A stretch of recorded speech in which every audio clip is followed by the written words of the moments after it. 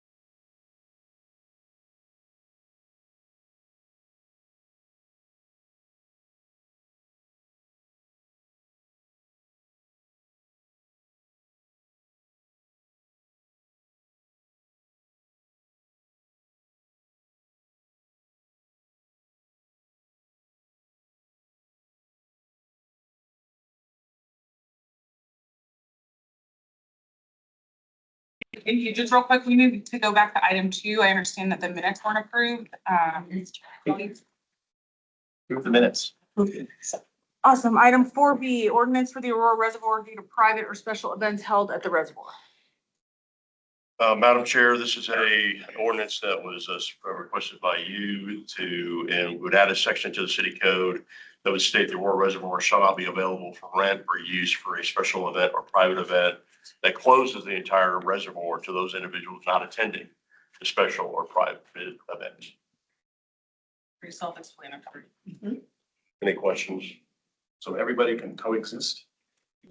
It buys park pass. It buys season pass or pay the day rate to get in. But we're not shutting the event down to season pass holders and any event. Just a motion to move. I will make a motion to move it forward. Second. Second. All in favor? Aye. Any opposed? Okay. Now that's coming at the study session, don't worry. But for this committee, purposes of this committee, we'll pass it. So. Item 4C, amending chapter 114 of the city code by enacting article 5, shopping cart management. Forward to you there, Pete. Yes, ma'am. All right. So this was work by Councilmember Hancock and the mayor on shopping cart management. And over the last couple months, we have had meetings on how to handle the problem of shopping carts being abandoned or being used by individuals off the premises of retail establishments. So what this does is it adds a whole article on shopping cart management.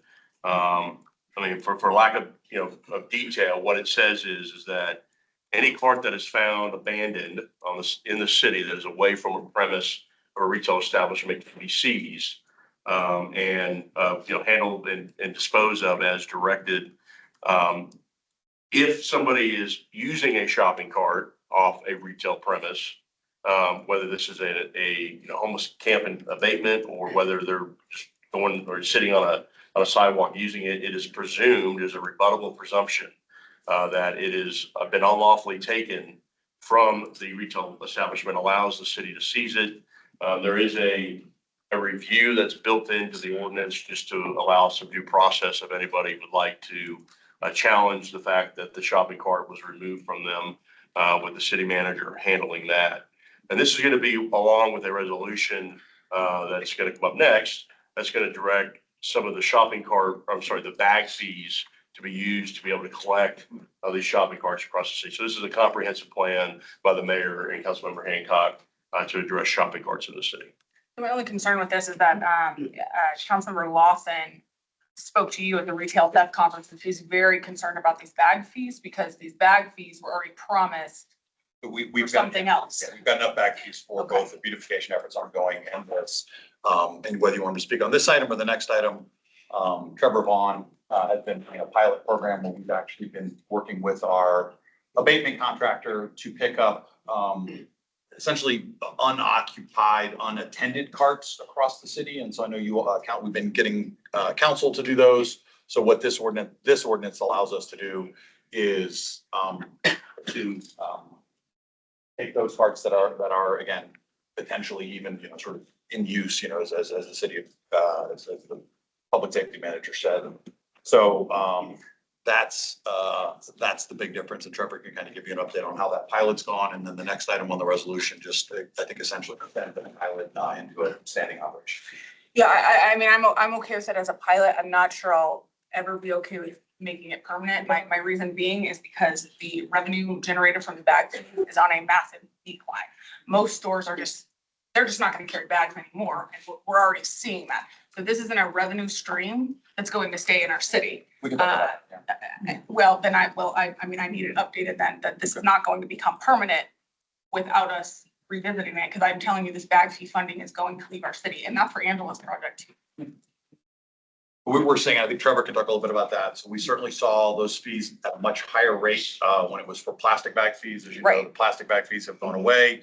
We have certainly seen that fall off, as you've indicated, but there still is the bag fee for paper bags. And we are still actually seeing some revenue continue to come in. Yeah, on no, paper and I bags. know that we will. I mean, I think it'll take, a couple, 2-3 years to kind of fizzle that out, but I am just not confident that this is going to be a revenue stream that we can count on. And my hope is, as this program is implemented, that people will see that these things are going to be collected and they're not going to be able to be used for other purposes like living in, et cetera, which ties to the next word. Yeah, so the ordinance, this item actually doesn't go into the bag fees. This one just allows, our city personnel to seize the carts. Yeah, So- I'm very, very supportive, Okay. and I am supportive. I spoke to the retailers about what we're gonna do with this funding to return their shopping carts to them. My issue is making this a permanent thing. I think this should be reviewed every single year, and we should be getting an update on what the decline has been on the bag fees, because it's gonna remain in a steady decline. Sure.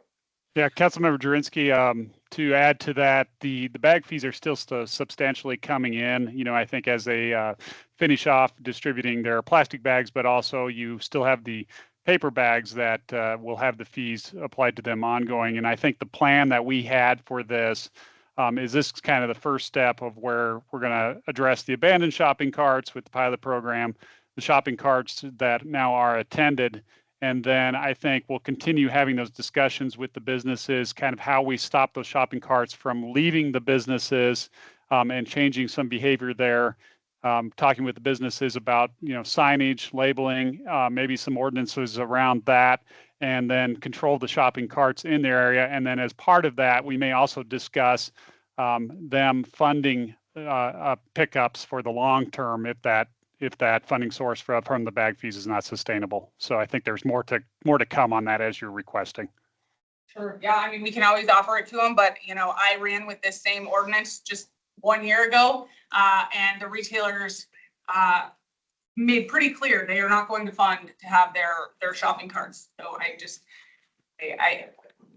We'll see how it goes, but I would like an ongoing update on what this, I just do not find this to be a steady revenue stream at all. If people, I mean, I think more and more you're gonna see people are remembering to bring their own bags. I just don't feel like this is a stable income for us. I would just like to get the updates on what this looks like, because Trevor, out of this pot, we have now promised 2 council members projects out of this funding. So I'm just a little nervous about it. Yeah, I share your concerns. I'm sure. I just want to say how important this is to move forward, and I just want to thank Stephanie Hancock, Councilmember Hancock, for her leadership on this issue. And it's such an eyesore for this city to have all these abandoned shopping carts around, and I think that quite frankly it enables some of this unsheltered homelessness to continue. And so I think it's very important, and certainly hope it passes. I would just say abandoned is a key word. We're actually wrestling these away from a homeless individual. Those that are, Why not? If it's in their property, yes, we are. Yes, I will. So it's a good question. So yes, the ordinance does allow for that. And I think, you know, that came up in the discussions, and I think mainly what it's going to be is during the encampments abatements, is that as they're being removed, we're going to be taking the carts from them. But again, it's a rebuttable presumption, which means that they can show that they are in lawful possession of the cart. We're not going to take it. If they have a receipt for buying that shopping cart, they can keep it. But Or they have a don't letter from the receipt. retailer. I'm going with Mark Sears and we're gonna ring him up for him to take the shopping cart. and you use the word dispose. I think return might be a better word if possible. Either way, dispose doesn't mean throw away. Okay. Dispose means to get them out of the city's possession. Hopefully back to. Correct. Yeah, if we can keep the funding going to return the shopping carts, I think that's the hope. My fear is that when that funding goes away, that, you know, then what do we do? But I guess we cross that bridge when we get there, but this is very important to keep these shopping carts. Yeah. Do we need a motion on this ordinance? Oh, it's already before that point. Sorry. And that is we had obviously a number of meetings with other municipalities on this, and the one with Colorado Springs, I think, was where they really have a proposal that I think is very close to this. And there was in terms of taking them during the abatement process, they've never had resistance, I think, was their testimony on that. And I have a question about the funding or the practical resources. This might be for Jessica. We have on certain days, the abatement crew that goes around, and there might be some time in between abatements where they're dedicated to city initiatives. Can they pick these things up as we're contracting them already? Do you mean the Um, contractor, Keeson? Keeson, Keeson. is the contractor? Yeah, so, that is what's happening currently. So when Keeson's out and about, in the community. So it's happening, there. the service we're already paying for, essentially. Now, the additional service for them, and Trevor can talk about this, currently, right now, most of the stuff they're taking to the landfill, they're throwing out. So the only difference with this fee is typically. Tricky to separate. Correct. Well, I don't know if tricky, it's just an additional, you know, so we do have them, they're allowed to charge us for the time, which is our primary expense for them to pick it up and then deliver it. And what they're currently doing is, as long as they can, if the cart's serviceable, it's not wrecked. If it's wrecked, it goes to the landfill. If it's serviceable, they take it and they can identify it's a Walmart cart, it's a Target cart, it's wherever. They take it to essentially the closest Walmart or Target, right? And that's what they do. They don't try and spend time going, gee, is this the Target on Havana? Is the Target on? They just take it to kind of the closest to where they're at. Trevor, any additional? Yeah, no, you've got that right. We have that same contractor, that abatement contractor, Keeson, going out. They go out about once a week, just from economies of scale. And our average cost to pick up and return a cart is about $27 currently. And we have set up links on Access Aurora for people to report abandoned shopping carts to kind of help that process. Unfortunately, sometimes they report that, and then, you know, in that time process before the contractor gets out there, that cart's moved. But the good thing with having our abatement contractor do it is they kind of know where those hot spots are on those carts, you know, where they often are abandoned. To date, we started the program in mid-March. They've returned 452 carts. We spent $9,300 out of that program. Code enforcement officers to pull over if they see a shopping cart on the side of the road. and get it. They can just note it and then turn it in to Keeson. So that's because again, yeah, typically, I don't know if our, They're probably not gonna lift the shopping cart into the back of the truck, and some of our code vehicles aren't trucks, so it wouldn't accommodate that, but they can note it and put it into access under the special area, as Trevor's saying, and then that triggers. so essentially that we, Pick what we it do up. is we gather them up over a week and then Keeson. Trevor, do you know if they're doing it as part of their normal work? Or are they sending out a special thing, one just to kind of go?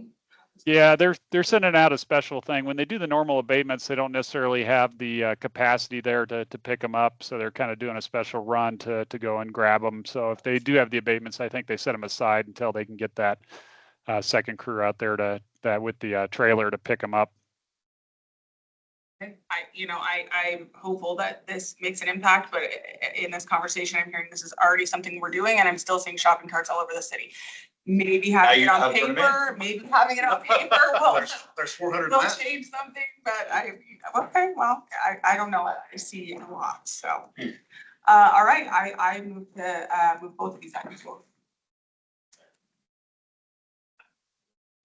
I think, we're on. Fair enough. 4E, amending sections of the city code pertaining to mandatory impoundment of vehicles. So this is another item from Councilmember Hancock and from the mayor. What this does is it amends the city code when it talks about, let me pull it up, because we moved past the resolution, so hold on.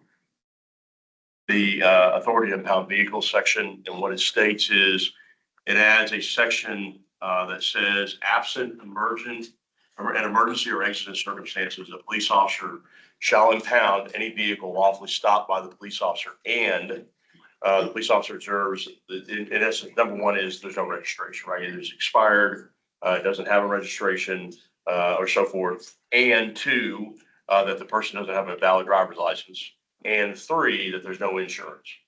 And so it would require a police officer, again, absent emergency or exigent circumstances, to impound those vehicles. And then, of course, there's parameters that are required by the impound lot that the operator, the owner has to show that they have complied with insurance and have a driver's license to be able to drive the vehicle off the lot.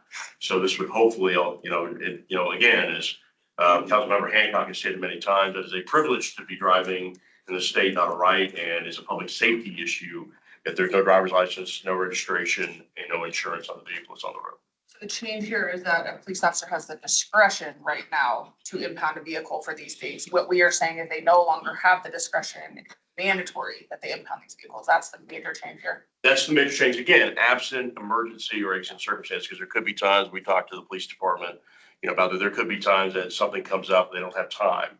Right, and that would be one of those exigent circumstances or an emergency that they would have to not do it, but it would send the message, right, to the public that At their discretion. it would be mandatory unless there's an emergency. So if they pull somebody else and they have all three of these items, then they shall impound the vehicle unless there's an emergency. Another one that I hope works. I move it forward. All right, removing the sunset provision ordinance. Pete, I will take this one. This is basically colleagues removing a sunset provision on the no retail theft ordinance and making this permanent into law. Is there any discussion? There's a few other things that you want me to. Go ahead. Yes, ma'am. All right. So what it does, it also adds a new section in the code that is called retail theft. Oh, I see. So, no, it's the same. So what we did is in this ordinance, currently under the mandatory minimum ordinances, they were all under the general penalty under 1-13. And so what we've done is we've now moved all the mandatory minimum penalties actually under the code section that they apply to. So, for example, when we were trying to track retail theft offenses in the municipal court, everything was put into the theft statute. So we couldn't really easily pull out the statistics on those theft cases that were actually being dealt with in the retail establishment. So what we've done is we've added a retail theft section. So when an officer does go and either arrests or cites or issues a summons to somebody who's committed retail theft, we'll do it under this new code section. So we'll be able to track it better than the municipal court. And then again, the same items that Chair Jurinsky did earlier in the year about the mandatory minimums for the retail theft stay in the ordinance. It's under the new section. No, we'll just have a separate review or take better track. efforts in general. Correct, because we've been trying to get the statistics from the courts, and it's been, our system doesn't allow us to pull it easily. Okay, is there any objection to moving it forward? All right, last item, public safety action plan update. So, first one is, on our staffing, so you can kind of see the numbers as they get pulled up. The operative piece there to, call your attention to, is obviously we started our class of 42, in June. That remains at, 42. Those folks are slated to graduate, in, December. And then, our, last one, our class, that started in January, graduated, so they're in July, so they are now in field training. And so they will complete field training in November. So it'll be good to continue to replenish those ranks. And then you also have below that the training update for the quarter. So any questions on the staffing numbers or the training? How many officers do we have on payroll in this city right now? Let me go back to the items up in consent. I want to say the number is 690, I think, as of mid-July. That includes the 42 that are in the academy. So you have about, round numbers, 650 that are eligible. That includes those 20-some folks that are in field training. So they're not necessarily able to operate calls independently. And those numbers. Let me rephrase my question. How many police officers do we have that are fully trained, out on the road? How many do we have on the road? Not an IA. Not an IA, Not injured. not injured, not in the academy class. You want to get the number? Go ahead. Yeah, I think that the number, so before we take out the number that are injured or on restricted duty some type, it's going to be right around 625. And then obviously the injury numbers fluctuate a little bit. Not having the numbers in front of me, I will tell you that on average, we typically roll around 25 to 30 that are on some kind of either injury leave, restricted duty status, military leave, long-term FMLAs, things like that. So again, round numbers are going to put us right around 600 or so that are fully operational out on the street or doing some other function within the police department. Then our charter says that we need 800. No, not sure. 2 per thousand. That's not in the chart. No, 2 per thousand? Where 2 per thousand? What's that? That's a guideline for us, 2 per thousand. 2 per thousand is there, but that's not in the charter. You said charter, sure, that's not a Okay, charter. thank you for the correction, but that's guided us, right? It has guided us in the past, yes. Okay, so It doesn't. Mostly understaffed. Still. Go ahead, Mayor. What is electronic support? That's our folks are gonna be doing, you can talk a little more about that. Sure. Yeah. Yeah, so electronic support section oversees all the technology, a lot of procurement. So they'll do a lot of the RFP work for us with regard to, for instance, our Axon contract or other like real-time crime center and things like that. But they also oversee mesh camera, either installations, maintenance, the milestone cameras. They also oversee that. They're assisting traffic right now with putting up some of their cameras that we also have access to. They maintain a lot of the systems, so body worn cameras go down and things like that. They're also maintaining those things. So anything, trackers on cars, anytime we need a wire on somebody, they support undercover operations. And their uniform versus, so They are in plain clothes. but they're, was it, post certified? Correct. We have two that are not, that are civilian techs, Okay. but the rest of them are, yes, sworn. So the number 8 here is for, they're sworn off, 8 sworn I officers. believe that's going to be 6 sworn and 2 civilian, I believe. Colleen, you know offhand? I think that's correct, sir. Where's patrol in this? No, that's the other. Where's patrol? Take off the line. But that's our word patrol. In this? Some of the staffing numbers? Yeah. Uh, So we have currently 216 that are authorized assigned to patrol. We actually have billets on patrol for. Of those 216, I don't know the exact number that we currently have. Probably 200. About 200. Yeah, I'm gonna stress it out on the chart.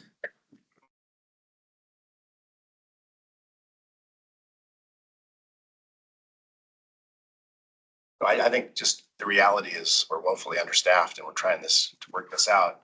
I wish it would have been easier along the last 2.5 years to fix this problem.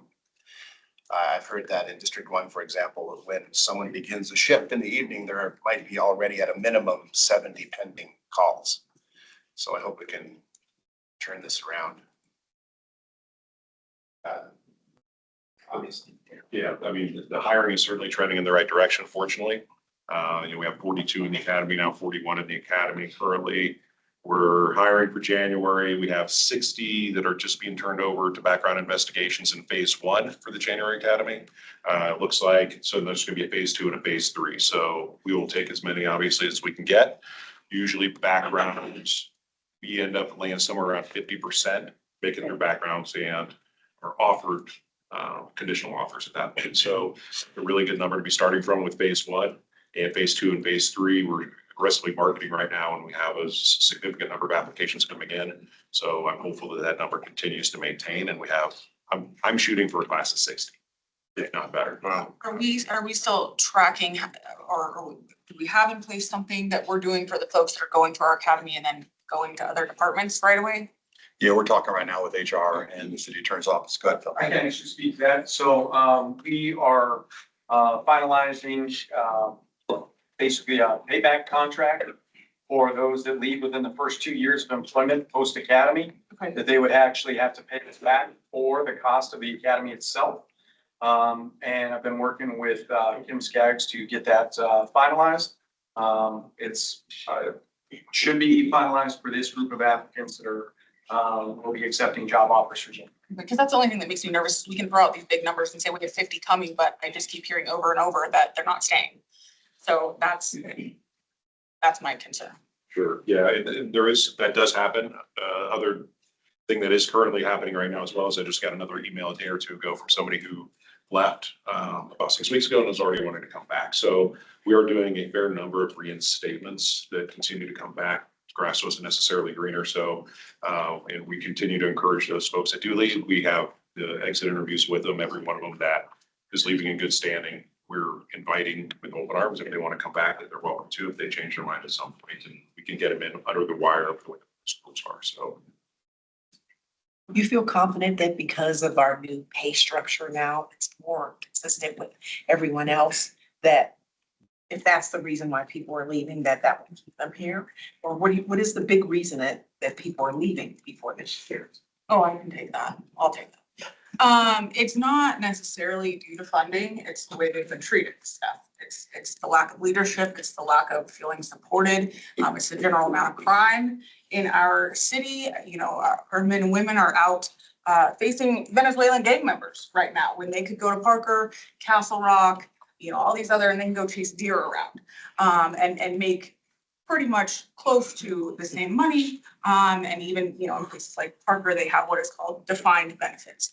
So that's why. It's not the money, it's lack of leadership. Anyways, any other questions? Yeah, I wonder if we could hear from APD about why they're leaving. Sorry. I wonder if we could hear from APD about the Sure, reasons yeah, why. and I think Councilmember Jurinsky brings up some valid points that there are, in the exit interviews do support, that they do sometimes feel like they're not being supported. They also believe that, you know, the crime rate, you know, they absolutely do check into shift and there's a bunch of calls pending and they run very hard all day, all night. And there is, without question, a trend that they can go to smaller agency and not have that level of workload that's unrelenting and that there's less likelihood of a protest and things like that. Those are absolutely true things that do influence some of those decisions. I think there is a financial piece of this as well. And I do think the compensation that, you know, we're very competitive moving into next year, especially that's going to help for those people that are influenced by that as well. How are we doing on lateral recruiting? Lateral recruiting we continue to struggle with. I'm working with Steve Rathman about trying to figure out what we can do to try to encourage more laterals. It's a very tough market for laterals, and I don't know trying to figure out all the reasons why. But I would tell you, when I came on as a lateral 20 years ago, my class was 20, right? We just started a class of 2. So we are really struggling with getting the laterals to come into the organization. And we're going to see what we can do to change our marketing efforts and our outreach efforts to improve those numbers. Because I hate to give up on the program. Laterals spend a much shorter amount of time in the academy. They work or they spend much less time in field training.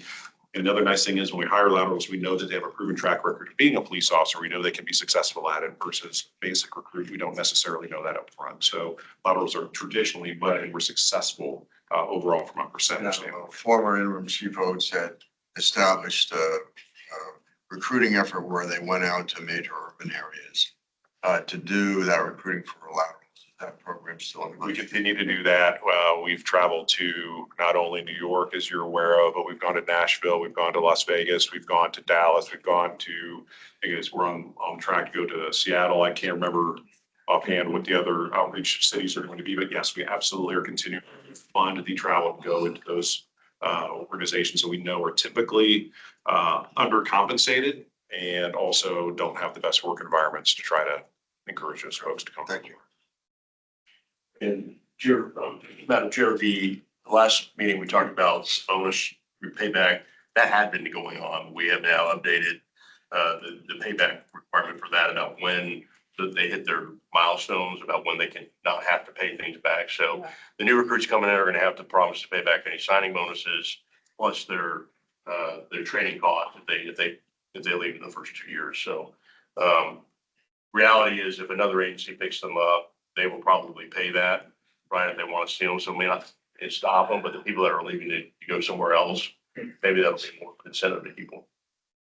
I hope so. I mean, whatever we can do to start keeping on I really hope, because I know, Captain Moody is leaving Friday. I know there's still a lot of numbers leaving. So, we say 600 now. I mean, by next month, that could be 550. I don't know. Go ahead. So the second item is on crime data. So you kind of see the kind of summary. You also have the consent items. We had provided the more in-depth numbers, but you kind of see here that in general through the year, numbers are generally down with the exception there of murders. You can kind of see we've had an uptick on that. So 18 through the first through this part of the first year compared to 15 from last year. And then you see the additional non-fatal shooting numbers down below. So any questions on those numbers? We have, there's been a couple of these, speaking of these murders, these high profile that have made the press, a 14-year-old that was shot in the car. What are, without giving a lot of details, Chief, what is happening with that? Because it seems like it's been pretty quiet, so. As far as that particular case, I don't have any specific details on it, ma'am. I didn't come prepared to talk about that. I'm sorry. I would like to get an Okay, update on yeah. that because that's my area. So I want to see what's going on. I would like an update on the gentleman that was out walking his dogs last year and was hit and killed and left behind a wife and 3 kids. And what I was told was a stolen vehicle and somebody that entered the country unlawfully. So I'd like to find out where we're at on that man's murder. Get the brief. I guess the biggest thing for me is that, the perception is that we, APD, I want to say this right, because I'm not trying to hammer people, but it's just that, we're not being very proactive in letting people know what is happening and how we're working these cases so people will feel like we care and we're doing our best. We keep pointing to, we can't, deal with the people sleeping under the underpasses. We can't abate folks in a timely manner. We can't because of staffing. We knew the job was dangerous when we took it. So we've got to do a better job of communicating how we're doing these things in an impactful way because people are feeling like, and I'm getting the emails that we don't give a darn. That we're just so busy, we're just going to throw up our hands and just lay down and quit. And I know that's not true. I know that. But if it's not felt, people are going to start making up their own stories. And we can't let people make up their own stories because that's what is happening right now. and we're getting the blowback. Yeah. So we've got to figure out how we're better going to communicate this kind of stuff, because we look bad, and I'm sure that it impacts the recruitment effort. Because if we're like running around like a bunch of Keystone cops, this is not going to help us get more qualified people in the door. So, I was asked to come up, by residents around the 700 block of Jamaica, that were concerned about crime, and I think it was on, Thursday night, Thursday evening, and, I've got bar officers with me, for the area. And so they ticked off a number of 911 calls that they had made and that they said they got no response to. But then the par officer said, was aware of those specific cases, and said, no, we did this and this and this on that particular case. Problem is, they didn't know it. So they just assumed that nothing was done, but yet, no, turn it over. The detective worked on this. We got video feed. We couldn't track down so they did things on each case. They knew exactly what was done, but the people didn't know. And so the people just assumed that they called and got no response, which wasn't true in every single case. The par officers were able to do that. And so somehow we're not getting that communication down.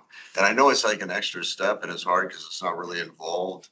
It's not really part of the investigation, but I think from a public relations point of view, they think that they're being ignored, and they're not.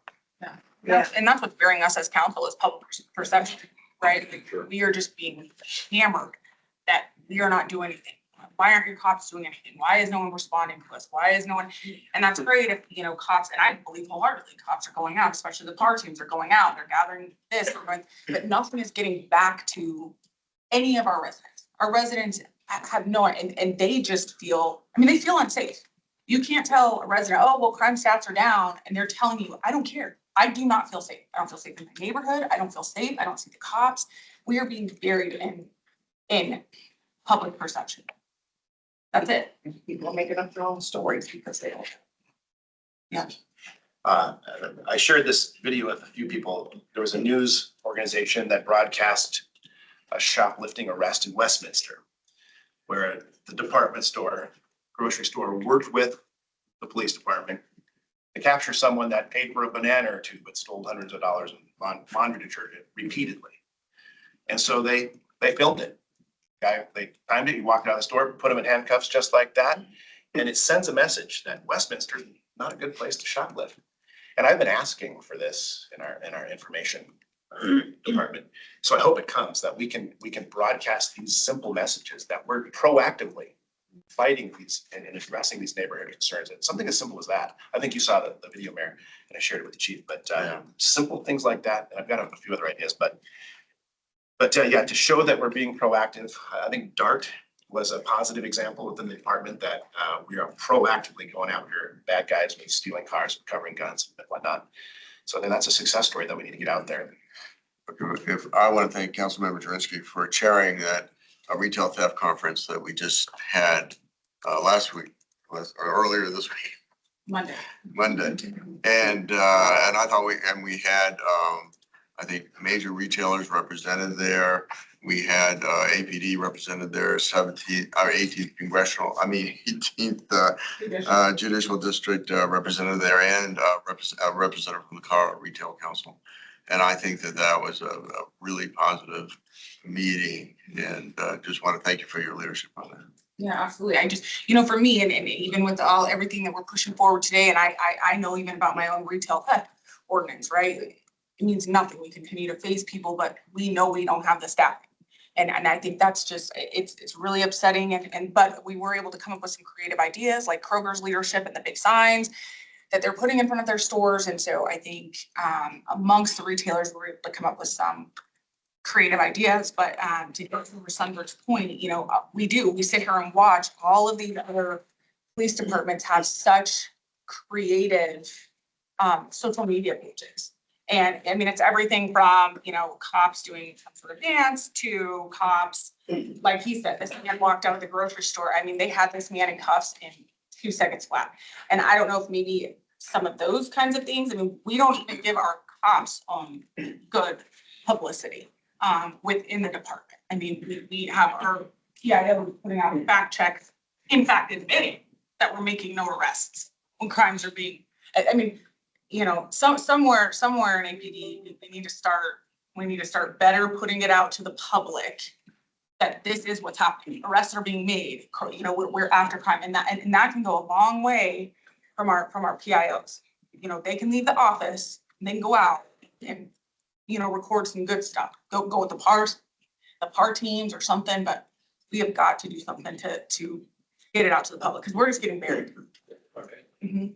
I think that these ordinances are going to be a great opportunity for exactly that. So we can highlight this ordinance was enacted, and to the point of Councilmember Sundberg, you know, we have a video. This is what happens if you drive without a driver's license, registration, insurance in Aurora, right? This is what happens if you steal. You get caught for your second shoplifting offense over $100. You're going to do 90 days, right? I mean, these things are really impactful. I think if publicize those, it can go a long ways just to a deterrent effect. Yes. Because we are publicizing those things. So we will definitely look at doing that. And I know we did like a whole weekend or something, the department did a whole weekend cracking down on folks that didn't have license plates and stuff like that. But maybe if we can plan a whole day, you know, to get a team together to focus on retail theft and record some of these arrests, right? And put that out, and then take a whole day and specifically go after the folks that don't have license plates, and get some video of it and put it out to the public. Like, we're passing these ordinances, but we mean it. We're not, this isn't just feel good policy. We mean it, and these arrests are being made. I think that would just go a long way in settling our public, Absolutely. at least assuring them that we're doing something. Okay.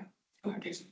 Third area is our youth violence. You had the update from SAVE. I'll look over to you all, any additional updates on our youth violence program. I was just gonna provide a staffing update. So we're fully staffed now with the new intervention programs area. And so Lisa Batten is the new manager of that. We also have a program administrator that started last week, who's not here today, Courtney Lang. She'll be here next week. And then we also have an accepted offer for our crisis teams program manager as well. With that, Lisa, anything you want to say just about your transitioning from there? And then I'll let Captain Hannafin provide some staffing updates on the police department side. So committee members, I came from the APD side. I was the supervisor over victim services, so I'm familiar with many of you. I look forward to this work. I'm super excited. Obviously, lots to do, but I look forward to the opportunity to continue to emphasize our continued great work in the SAVE program and YPD. Yeah, and on the law enforcement side, I am pleased to announce that Sergeant Anna Bungars will be working with us full time. Now she'll take over the duties of being the liaison and overseeing the day-to-day work of the law enforcement working group.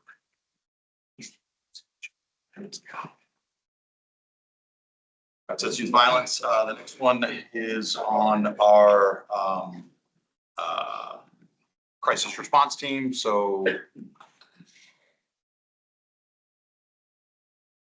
Morning, everyone. So to give you an update on the number for July, for our CRT team, we had 127 calls for service. 62 of those were resolved unseen. 7 of those ended up in an M1. There were no jail arrests. 9 went to the walk-in crisis center with our case managers. 26 of those cases were followed up. 5 of them were referred to our targeted violence team.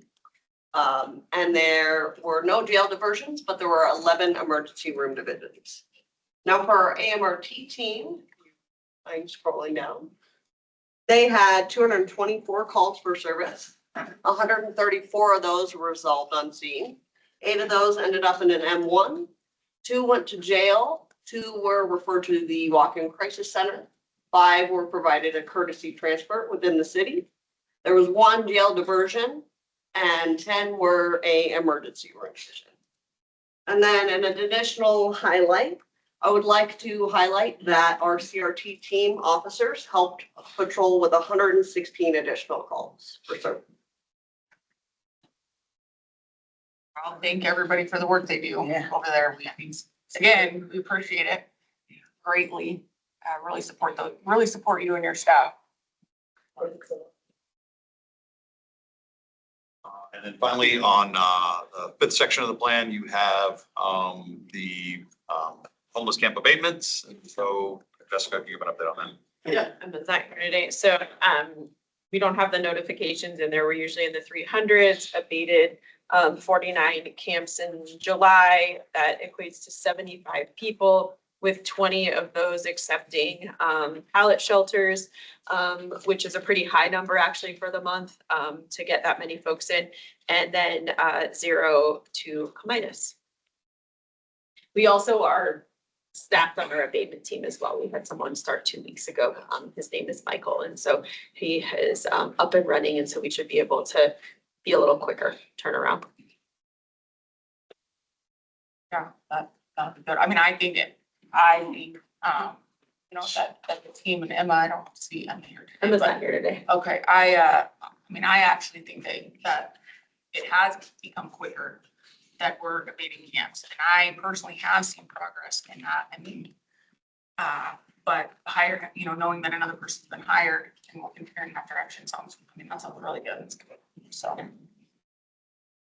Then on the update. Okay, does anybody have any miscellaneous matters for consideration?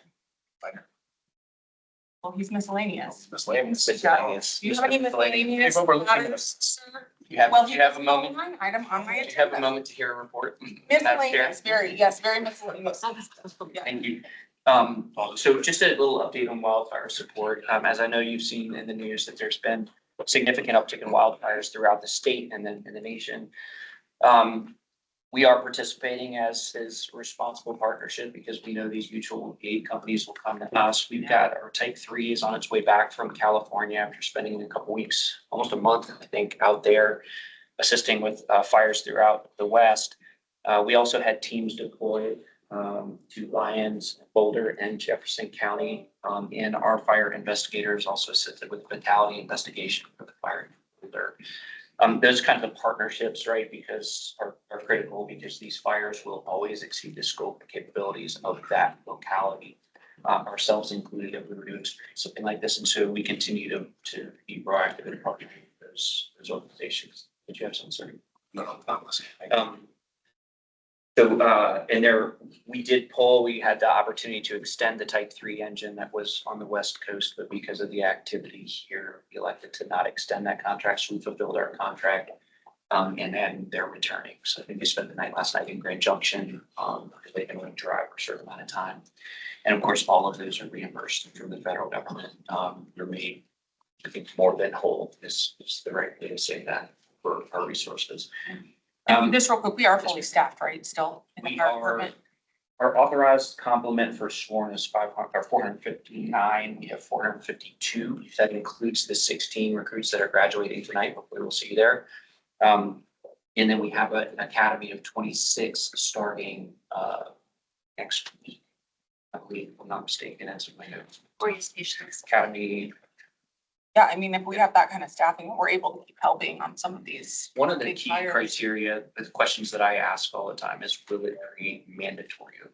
Should actually be people who aren't voluntary, because we're reimbursed for the overtime that we spent. So we're reimbursed for the salaries of the people who are deployed, for the equipment that we deploy, as well as any fuel or maintenance or repairs that have to happen while that unit's deployed. But we're also compensated for backfilling the position and making that station whole, which is all great, which makes it really fiscally responsible. The thing that I'm always concerned about is the health component of it, like the wellness component for our members. If I'm telling you, you can't go home to your family at the end of your 24-hour shift because we made the decision to go help other states or other localities, then that's where I would draw the line on that. And the operations chiefs give me good updates. And that's the question that I always ask before we deploy is, will we be able to backfill without mandatory overtime? So yes, we're able to do that. The manager's been gracious in allowing us in the next academy to overhire operating attrition that we might encounter, as well as be ahead. We end up being awarded the federal grant for zero positions. Speaking of federal grants, we were recently awarded an AFG grant, which is AFG is Assistance to Firefighter Grants. These are pretty crucial for safety and wellness programs. We were awarded about $390,000 to support a $420,000 project, which will provide for our members NFPA, National Fire Protection Association compliant 1582 physical, as well as what's really critical, which is comprehensive cancer screenings for our members. These are screenings that either through a blood test will identify early stages of cancer or through an ultrasound process that evaluates 9 organ areas and can give them early insight as to whether or not they have early stages of cancer, so we can get it treated.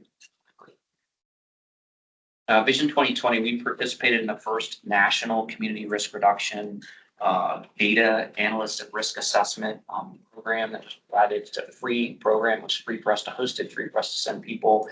And we hosted deployments from all over. It's a 3-day data collection and analysis training program. And as you know, I like data.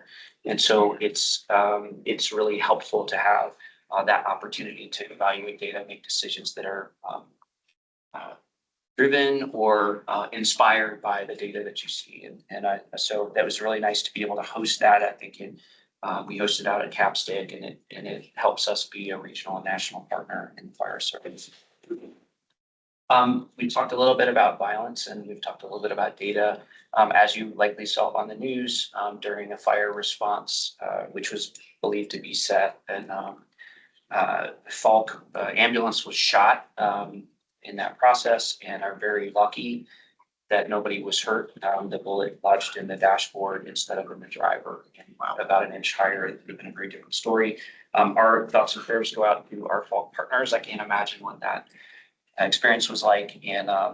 But you and I had talked about the FEU Officer Development Program. One of the key things that I brought back from that was the prevalence internationally of violence against first responders. And it's tragic when it happens to police who are have a vest and a firearm. It's also now happening more frequently to fire and EMS responders. So thanks to Brandon Souter, who controls our reporting system, we were able to add user-defined questions to evaluate this problem in our own community. And so we did that well before this happened, right? Because it was clear that this was happening more frequently. And over the past, we started in June. Over the past few full months and then the partial month for August, we've had 97 total incidents where our members experienced aggressive behavior or violence. 4 of those resulted in injury or damage to fire equipment, and 29 were reported to have impeded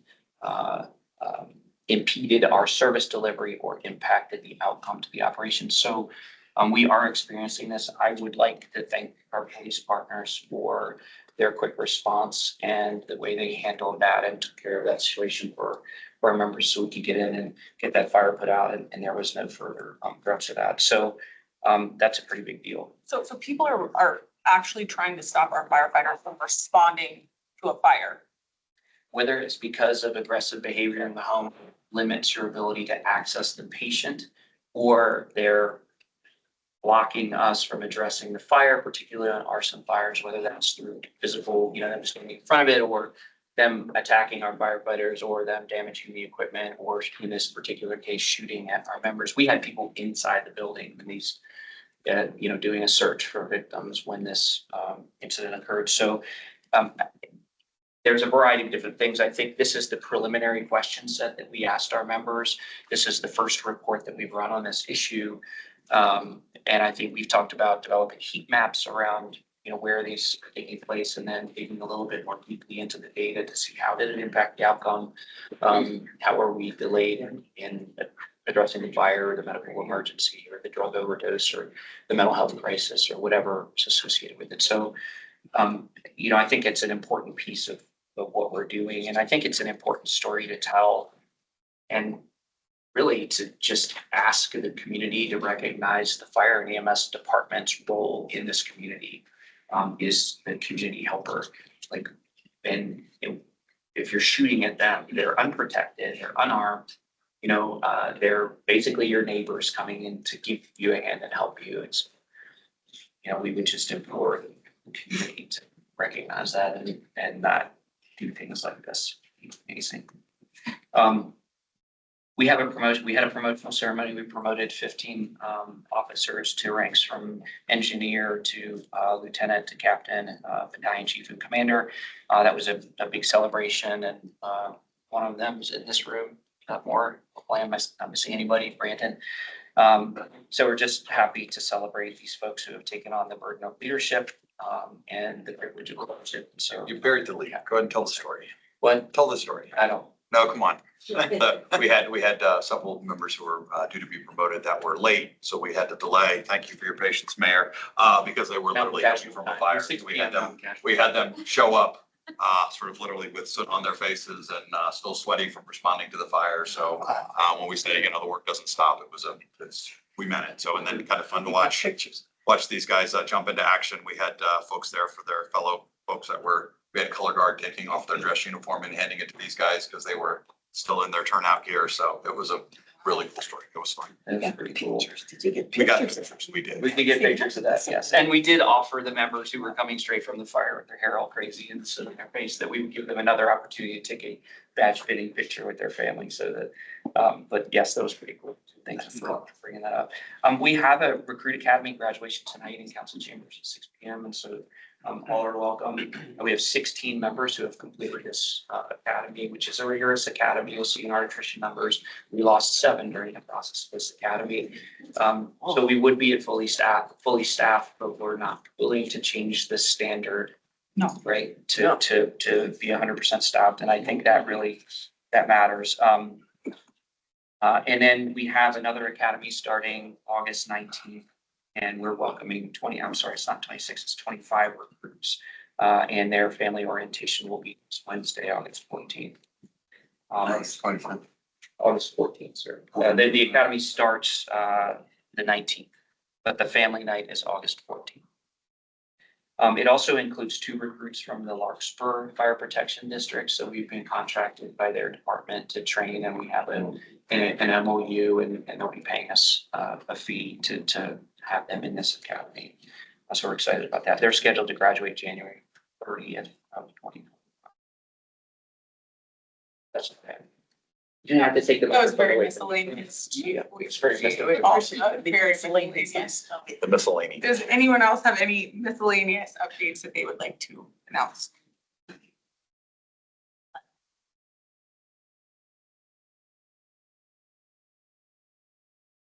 I'm gonna go rogue. Taking my role. I'm not gonna align with a message that's trying to be put forth in our city. We have a problem in which we are dealing with failed federal government's policies at our southern border. And dangerous people have entered our city. And we've known about it for a while. I believe since August, our gang violence reduction program has known about this. And I think we could have intervened sooner and prevented a problem, but it's political. It's politically correct, I think, from our governor on down. But we have a Venezuelan gang problem that has taken over a number of our apartment complexes, and we could have intervened sooner.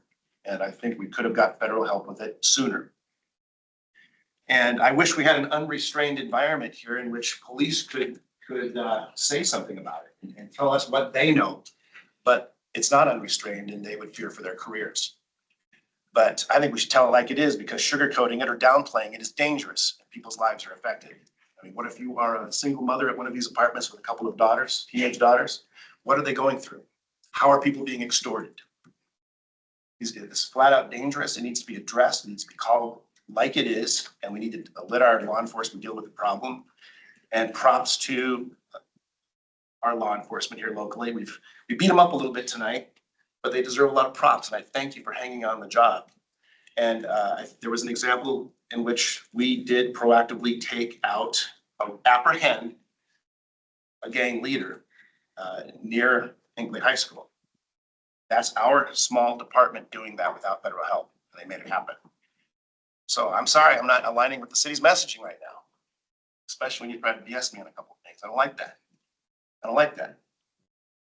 I'm gonna do one thing and do another. I don't like it. I'm a little principled and I'm a little old fashioned.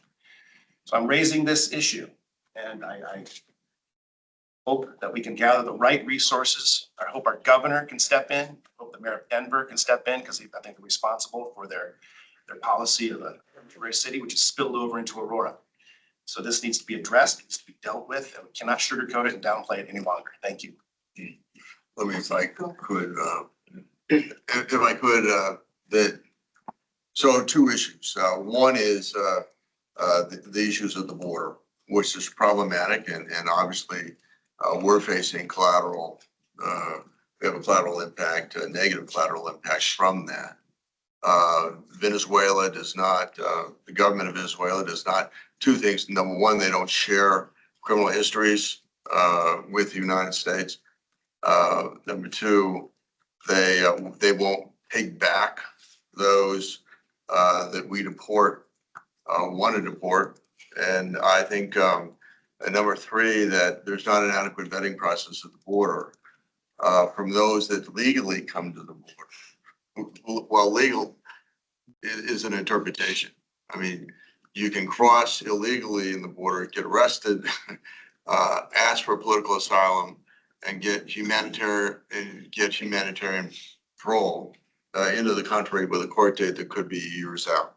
So that's one aspect, which is unfortunately at the federal level. But let me just say that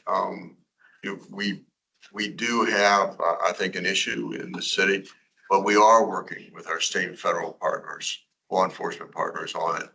And I think that some of it's always going to be, unfortunately, of a classified nature when you have a target suspect out there. We don't want to say we're going to get this, we're going to go after this target suspect and this is how we're going to do it. And so there has to be a balance there, but there is a real concern.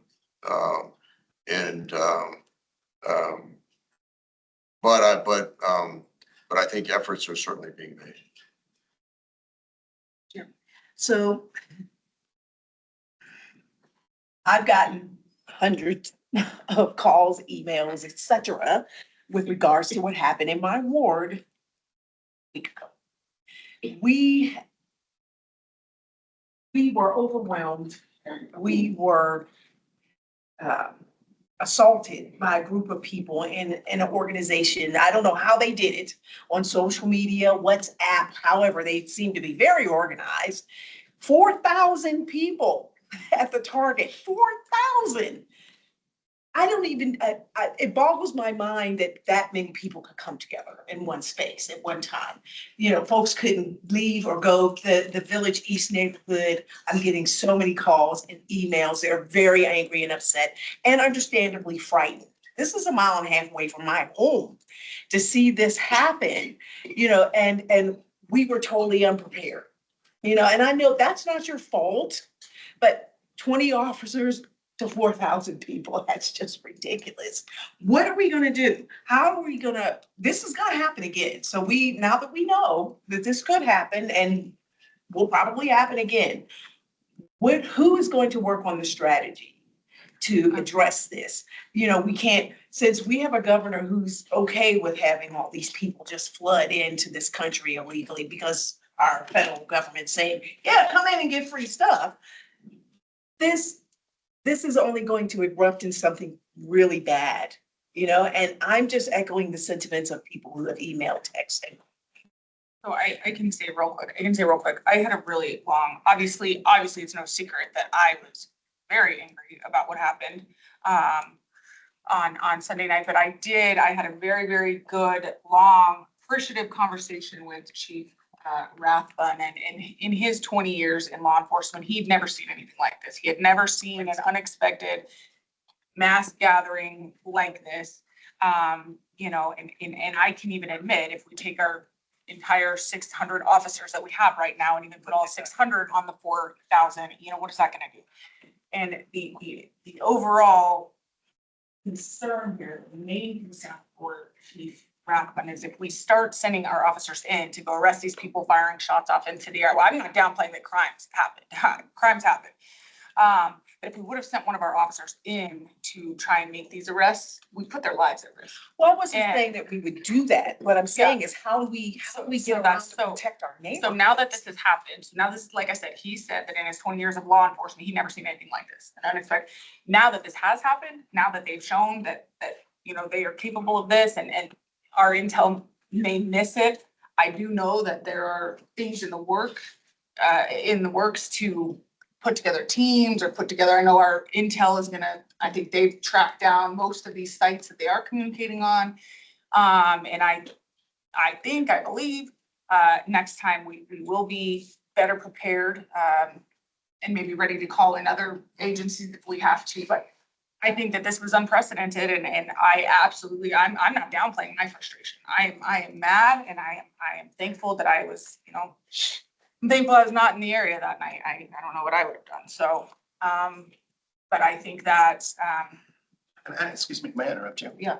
I think our city coming out proactively and doing like a press release, I'm not just a press release, but a conference. This unprecedented thing just happened in our city. Yeah. And we're concerned, we know you're concerned about residents. yeah. And we're sleeping. Well, again, that goes back to our communication and that I think Yes. that's something I made very clear. Whether it's the police chief or our city management or whatever, aligned with a couple of us, the message in person, in front of a microphone, this unprecedented thing just happened. We know you're concerned. We know you're scared. Yeah. We know your businesses got screwed over. Yeah. And we're here for you.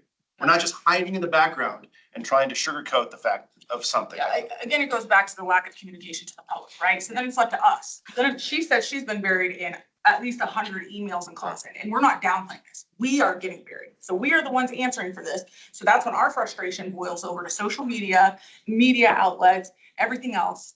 Because we very much feel like we're in the dark too. And maybe it's not been standard practice in the past to let anybody know on council what's going on. But I think in the future, and I said maybe to put in the blueprint for something like this going forward, if there is something like this that happens, this unexpected mass gathering with crimes committed, there needs to be someone on council that is notified, that can notify maybe the rest of council, because we started getting buried almost immediately.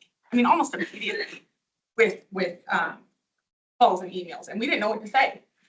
I mean, we didn't know what to say. So, and to his point, it's all about the communication. So I don't know what we need to do with our PIO team or what's going on in there. But their response was to basically say nothing about it until I did, and then issue a fact check that actually threw our department under the bus and admitted that we made no arrests made. I made sure not to say that publicly. APD said that. So then everybody was even more scared that our cops weren't doing anything. And then, Sally Joe that lives in Aurora doesn't understand that no arrests were made because we had to take into consideration our officers' lives if they went into this crowd, and something turned, but they don't understand that. They don't understand that. We need more communication. We need honesty. We need transparency. We need this from our police department, from our city manager. We need this. We need these proactive statements. We know this happened. We know you're scared. This is what happened. There are crimes that happen. Not try to downplay them. There are crimes that happen. We're actively investigating it, but we hear you. We understand your concern. We're in communication with city council. Simple as that. That's gonna be the biggest takeaway. We've got to get ahead of it because people are making up their own narrative now. And so we've got to say, look, A, B, C, D, this is what happened. This is what we're doing. Yes, some things happened. This was unprecedented, ... I think if we're open with people and say, well, we're grownups. This is the deal, and fire people, fire chiefs, the departments are being attacked. We need to tell people, look, we're here to help you. So we're getting smacked around by the very people we're trying to help. Help us help you. And I think it's really important, that communication piece, so people don't make up their own stories. I think that's the biggest takeaway from this whole thing, is that the communication was very slow, it was real little drips. People are looking at this going, I know this is a load of crap. They're saying it. People were trapped in there making calls from their cars. I'm trapped in this parking lot. I'm trapped in my car. I'm FaceTiming with my mom. I'm on FaceTime with my mom. They're walking by, they're hitting her car, they're beating her car. Like, these are the kinds of calls we're taking. So, And for us to not say anything, and I, again, I now fully have a better understanding, but when you're left for us to answer to the public, I'm gonna answer to the public. Believe me, I'm gonna show up every time and I'm gonna give them an answer. So you might wanna beat me next time. If I just, on the 16th and known, I've been working on that with code enforcement and other folks on that property for at least the last couple of years. And I know that the owners are talking about that it's a gang issue. It's really, the problems there go way back. And they were, and I know that I got a letter from the owners about the gang issue, and I took it to the city attorney's office and they said, you know, it's better not to communicate with them because they were under litigation at that time. We were taking them to court at that time for a history of code violations. And so I just want to make sure that we don't conflate that too. I am deeply concerned about the gang problem, and I have no idea, nor does APD. And I think that working with their state and federal law enforcement partners, trying to figure out the nature of the gang issue. And so that's in the works. But let me just say that historically, that what occurred was horrible on Nevada.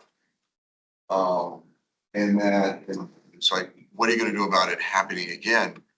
You have to remember or understand that this is, in my view, it's a one-off. And it's a one-off because that people that are here, and I disagree with the immigration policy, not just this administration, because both parties have their fingerprints on it. I know from my 10 years in Congress, I can, you know, I've gone through a lot of therapy. I can say that I was there for 10 years.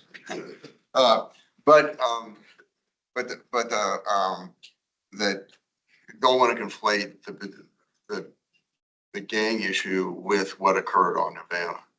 I mean, what occurred on Havana was a reaction in anticipation of election results in Venezuela, where the opposition feels that they won that election, and the dictator that drove them out of the country either for economic reasons or for political reasons. And so there was, if you want to talk about unprecedented amount of excitement on their side. And I don't know how APD could have dealt with this issue simply because of the fact that it was, that there was some social media that went viral, and these people just descended on this location.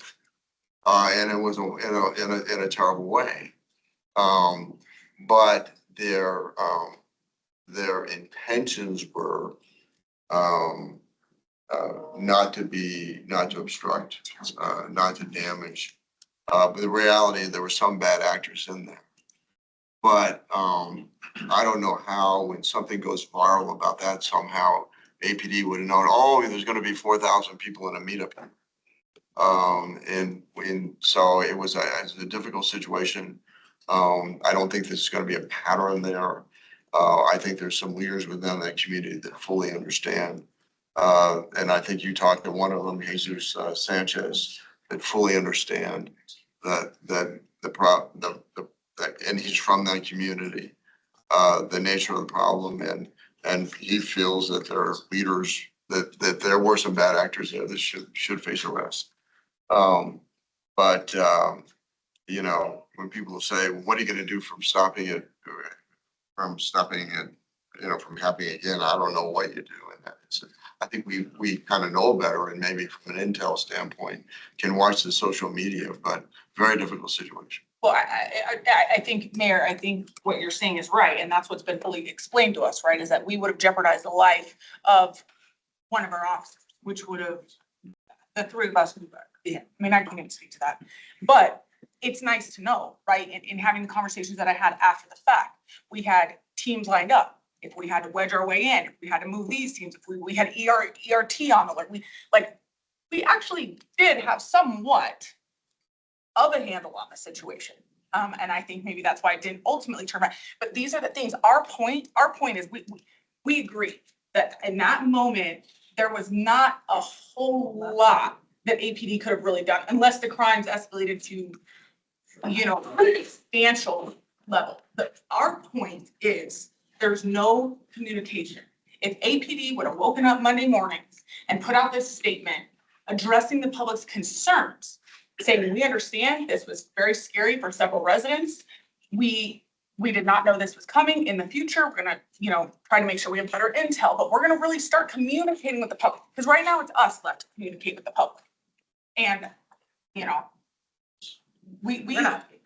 that's right. That's the issue. We know, we have a clear understanding of why APD did what APD did and why it was handled the way that it was handled.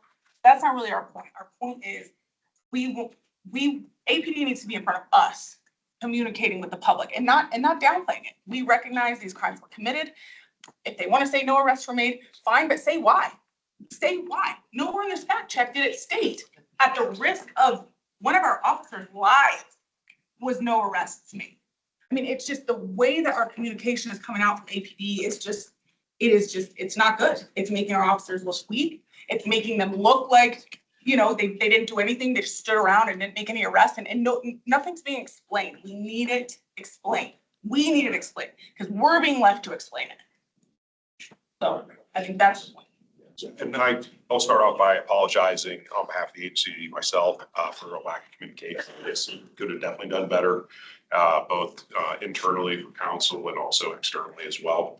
And we reserve that. What I will say to look at this going forward and with the concerns of, there's a lot of specific things we can talk about with regard to the gathering there. And I know you talked to Chief Rathbun and he gave you some of those details and we can talk about that if there's specific questions.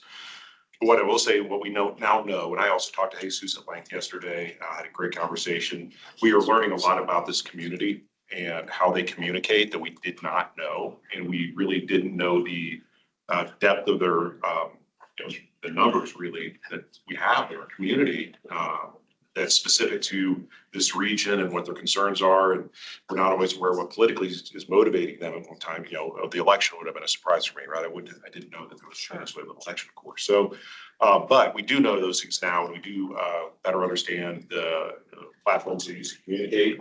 We're actively on top of those. Are public. Anybody can go on to several of these Facebook sites, and they have over 10,000 members in some cases. And they message on that all the time. And that's how this group gathered, was a communication earlier today that this is a location, this is a time, this is what we're going to do to watch the elections, right? So now that we know that, we can watch that and be better. Not to say that there's not going to be another one-off from another community that's also going to have something we're unaware of potentially. Probably will happen at some point. But back to your point, we absolutely can do a better job with the communication and the messaging to our community, to council, internally as well, so that they understand better what that response was. Because I do believe we had a handle on it to the point we could. Sure. Sure. And that's And to your made clear. point, 600 officers could even be in there would not have. I said that. Maybe, yeah, exactly. But, Chief Rathbun did a great job managing that with what he had. And we are absolutely actively following up on all the criminal allegations that we have. Continue to do so, and the community needs to know that as well, that it's not just, oh, hey, sorry that happened, right? Yeah. We are doing better than that, but they need to know that, to your point. Yeah. The other thing I will mention, and a couple of things kind of got unpacked there, I just want to talk again about going back to the TDA and the gang presence in our city. Certainly not ignoring that, certainly not denying the fact that there is some influence there with regard to Venezuelan gangs and some of their influences within our community specific to certain locations as well. That's a real thing. That is a real thing. Now, as with all information that's out there, we are doing our absolute best to vet it and fact check it as well to make sure that we understand what it is and that that narrative is correct. And if it is, what are we doing about it? Or if it's not, then what exactly is it, right? So we have stood up a task force specific to this group that we are actively looking at who they are, what they're doing, how many are there, what is the reality of the situation compared to what the other public information that's going around out there nationally is, right? So we are working diligently on that. We are reviewing all of the criminal allegations from last year and year to date this year within those specific locations to determine of those several hundred criminal reports that we had in those locations, which ones were in fact potentially gang related, or we have a singular person or persons responsible for a disproportionate number of those crimes. And then, okay, why is that? And are they part of this group, or is this just some other reason? So we're actively looking at those things right now in conjunction with the task force, our federal and state partners also. So while we don't know that all the information that's publicly out there right now is correct, it's probably not. We are doing our best to embed it as our city and the influence upon our city and the safety of our community. So I want to reassure you that that is in fact happening. But back again to the communication piece, we can do a better job as well, communicating out to the community that we're actively doing those things. When was the task force set up? So just within the past 2 to 3 weeks, as far as specific to that, not that there weren't people working on this group prior to that, there have been for months and years, but with regard to assigning additional resources to and consolidating that into a singular group, that's becoming more formalized. I'll put it that way. I don't want there to be a thought that there weren't people working on this before that time. We're just being much more intentional about it now and devoting more resources to it now. If I could say that I think one of the great difficulties of this is they tend to prey upon their own, that they tend to be within the community, that the organized manner of the crime that they do, as my understanding is, within that Venezuelan community. And it's hard to get those people to be witnesses. They're scared. Witnesses about it because they are scared. No, So, and so that it makes for a greater challenge. Yeah, and I think this 3 of us band together in the fact that what we are saying is with regard to the Sunday night incident, we know that what was done was right for that time, and it protected the public as best as could, thank God, and our officers. So we have an understanding of that now, right? But we didn't at the time, maybe. And APD again themselves are the ones that said that no arrests were made, which was just real genius. But the 3 of us are just standing together saying we would like better communication. If anything like this should happen, I don't think the 3 of us, Mayor, I don't think we believe this is going to be a one-off. I think this was a test. They're here. We know they're here. We think this was a test. And they essentially got away with it, right? No arrests were made. We believe this was a test and it could happen again. So we are just asking, to make sure we have something in plan as best as possible, even if we throw all 600 officers at 4,000 of them, we're really going nowhere, but we need to have some sort of plan and some sort of communication with the public. I think with regard to the apartment complex, none of us are buying the story that this is code enforcement violations, solely code enforcement violations, and that this doesn't have to do with gang activity. None of the 3 of us are buying that. Cops are saying that they're not allowed to even respond to certain locations without at least 6 officers at a time. I mean, Well, I we can think, downplay this all we want, but this is just what we believe. Our opinions are not up for debate. This is our beliefs. The 3 of us believe that there is a gang problem, a huge gang problem, that apartment complexes and areas of our city are being taken over. This is what we believe. And with that, we would just like better communication from the Aurora Police Department to our public when incidents are occurring. well, I think one of the things early on, I think Jessica, as I can remember, when we came to an agreement with the owners of that building, was them not to allow gang members in to the building that they'd been allowing for some time. And then their property manager was beaten so badly, he was hospitalized last November, Mayor, and APD is aware of this. So we can stand up, you can stand up to a TDA gang member, Mayor, and say, you're not welcome in this city, and what's gonna happen? I mean, I think they did try. I think the property owners did try. Their staff was hospitalized. We can state this however we want, but this is just how the 3 of us feel, and our beliefs and our opinions on the situation of the city. Does anybody have anything else? I don't want to understate the danger of this, what is a transnational gang in this city, and that we have to make every effort to root them out. Yes, and communicate with the public. Don't leave me to communicate with the public, doesn't it? Not exaggerate. Next meeting is September 12th at 9 a.m. here.